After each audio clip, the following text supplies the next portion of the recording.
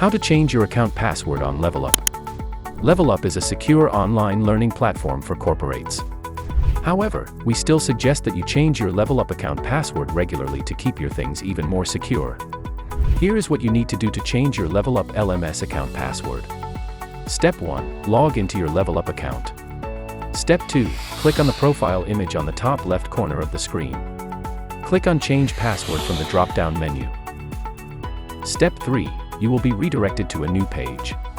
On this page, you will need to enter your current password, enter your desired new password and then re-enter the new password.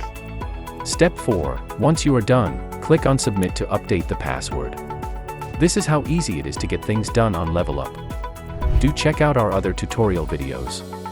Like this video and subscribe to our YouTube channel to get the latest information on Levelup and how it can transform your corporate training experience.